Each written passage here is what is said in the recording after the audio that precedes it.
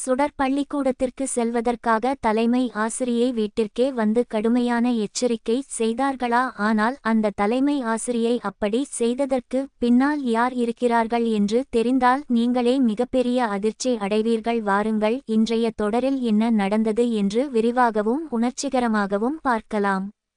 வீட்டின் வாசலில் நின்று கொண்டு தலைமை ஆசிரியை மிகவும் கோபமாக சரளாவிடமும் சுடரின் அம்மாவிடமும் பேசிக்கொண்டு இருக்கிறார்கள். இந்த வருடம் சுடரை பள்ளிக்கூடத்திற்கு கட்டாயம் அனுப்பியே ஆக வேண்டும், இல்லை என்றால் கல்வித்துறையில் இருந்து வந்து விசாரிப்பார்கள் என்று மிகவும் கடுமையாக எச்சரிக்கிறார்கள். சுடரை பள்ளிக்கூடத்திற்கு அனுப்பாமல் இருக்க யாராவது காரணம் என்று தெரிந்தால் அவர்கள் மீது கடுமையான நடவடிக்கை எடுக்கப்படும் என்று தலைமை ஆசிரியை கோபமாக சொல்கிறார்கள். இதை கேட்டு சுடரின் அம்மா மிகவும் அமைதியாக பயந்து போய் நிற்கிறார்கள். அப்பொழுது சுடர் ஓடி வந்து கீழே விழுந்த தலைமை ஆசிரியையின் கைக்குட்டையை எடுத்து கொடுக்கிறாள். தலைமை ஆசிரியை சுடருக்கு நன்றி சொல்லும்போது சுடர், இந்த நன்றியை கேப்டனுக்கு சொல்லுங்கள் என்று மிகவும் அன்பாக சொல்கிறாள். உடனே தலைமை ஆசிரியை, ஆமாம், உன்னை பள்ளிக்கூடத்திற்கு வர வைக்க சொல்லி கேப்டன் தான் மிகவும் வற்புறுத்தி கேட்டார், அதனால்தான் நான் வந்தேன் என்று சொல்லிவிட்டு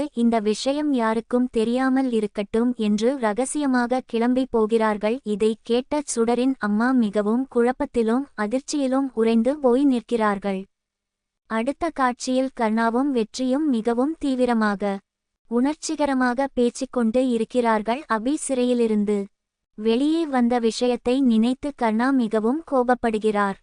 நாம் அவளை சிறைக்கு அனுப்பியது தவறாக போய்விட்டதோ? அவளுக்கு தற்காலிக விடுதலை வாங்கி கொடுக்க பின்னால் யாரோ பெரிய ஆள் இருக்கிறார்கள் என்று கர்ணா சந்தேகப்படுகிறார். அப்பொழுது ஸ்வேதாவும் அவர்கள் கூட இன்னொருவரும் வருகிறார்கள். அலுவலக மேலாளர் ஜனார்த்தன் பணத்தை கையாடல் செய்துவிட்டார் என்று சொல்கிறார்கள். ஸ்வேதா மிகவும் கோபமாக அவரை வேலையை விட்டு நீக்க வேண்டும் என்று சொல்கிறார்கள். வெற்றி உடனே அந்த மேலாளர் ஜனார்த்தன் தன் தங்கச்சி கல்யாணத்துக்காக தான் பணத்தை எடுத்தார் என்று அவரை காப்பாற்ற நினைக்கிறார். ஆனால் ஸ்வேதா அதெல்லாம் முடியாது என்று கண்டிப்பாகவும் திமிராகவும் பேசிவிட்டு போகிறார்கள். கர்ணா வெற்றியிடம், எனக்கு பார்வதி அக்காவின் கொலையில் வேறு யாரோ சம்பந்தப்பட்டு இருக்கிறார்கள் என்று சந்தேகம் வருகிறது என்று மிகவும் வேதனையுடன் சொல்கிறார். வெற்றி கர்ணாவின் வலியை புரிந்து கொண்டு அவரை கட்டிப்பிடித்து ஆறுதல் சொல்கிறார். இந்த காட்சி பார்ப்பவர்களை மிகவும் கலங்க வைக்கிறது.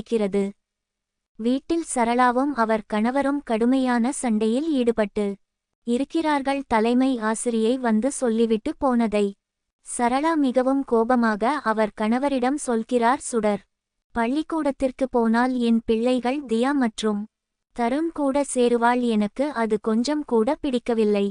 அவளுக்கு நர்மதா ஆசிரியை வைத்து தனி வகுப்பறை தயார் செய்ய சொல்லுங்கள் என்று சரளா மிகவும் திமிராகவும் இரக்கமின்றியும் பேசுகிறார். கணவர் எவ்வளவு எடுத்து சொல்லியும் சரளா கேட்கவே இல்லை. சுடர் இதையெல்லாம் கேட்டுக்கொண்டு மனம் உடைந்து அவள் அம்மாவிடம் வருகிறாள். அம்மா, நான் பள்ளிக்கூடத்திற்கு போகிறேன், ஆனால் அத்தை சரளா சொன்ன மாதிரி தியா தருண் கூட பேச மாட்டேன், நான் பாட்டுக்கு அமைதியாக போய் படித்துவிட்டு வருவேன் என்று மிகவும் முதிர்ச்சியாகவும் கண்ணீருடனும் சொல்கிறாள். சுடரின் அம்மாவுக்கு அவளை நினைத்து மிகவும் பெருமையாகவும் அதே சமயம் நெஞ்சை பிழியும் கவலையாகவும் இருக்கிறது.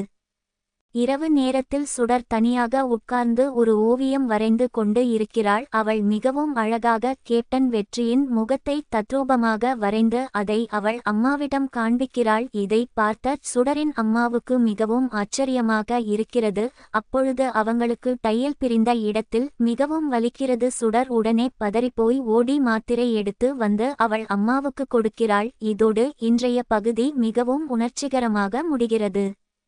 நாளைய பகுதியில் என்ன நடக்கப் போகிறது என்றால், சுடர் பள்ளிக்கூடத்திற்கு போகும் வழியில் வெற்றி அவளுக்கு ஒரு பரிசு கொடுக்க ஆசையாக வருகிறார். அப்பொழுது சரியாக சுடரின் அம்மா அங்கே வருகிறார்கள்.